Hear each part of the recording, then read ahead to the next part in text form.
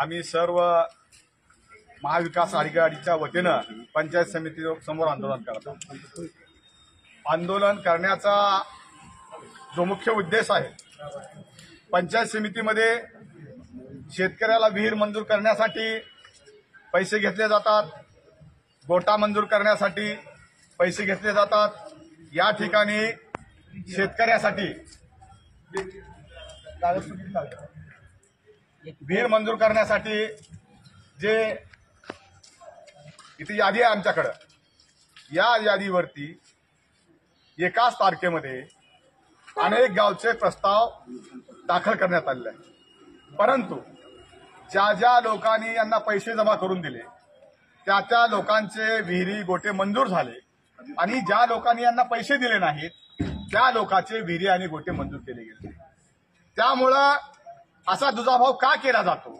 इथं उदगीरमध्ये विकासाच्या नावाखाली डोंगर पिटला जात आहे, परंतु प्रचंड प्रमाणामध्ये शेतकऱ्यांची या ठिकाणी लूट केली जात आहे। घरकुलचं बिल असेल, मोठ्या प्रमाणात पैसे घेतले जातात, विहिरीचे मास्टर काढायचे असतील, प्रचंड अशी पैशाची मागणी केली जाते।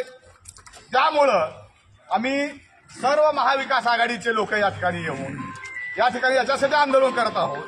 ज्या लोकांनी 4-4 महिने झाले, 6 महिने झाले प्रस्ताव दाखल केला आहे, परंतु त्यांचे विहीर आणि गोटे मंजूर झाले नाहीत, परंतु ज्यांनी 2 महिन्याखाली प्रस्ताव दाखल केले, ज्यांनी पैसे दिले, त्यांचे गोटे आणि विहीर मंजूर झाली।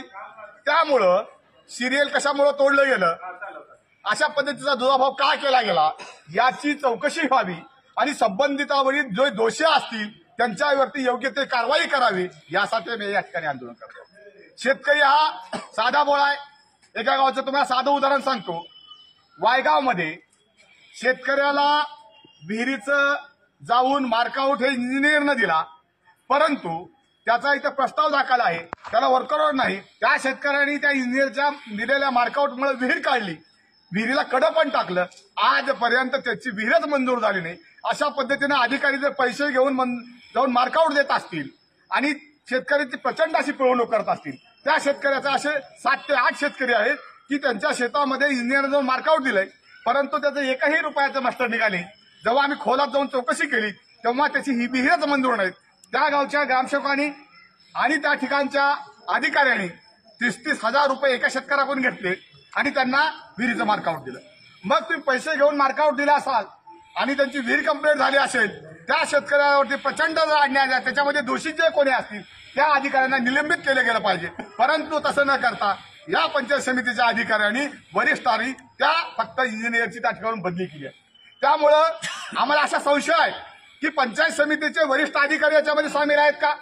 एवढ्या मोठ्या प्रमाणामध्ये भ्रष्टाचार झाला, एवढ्या मोठ्या प्रमाणात दोषी असताना सुद्धा त्याच्यावर कुठलीच कारवाई न करता त्याची जर बदलीच केली जात असेल तर त्या शेतकऱ्यांनी पाडलेले 4-4 लाख रुपये विहिरीसाठी घातलेल्या शेतकऱ्यांचे हे पैसे कोण देणार आहेत?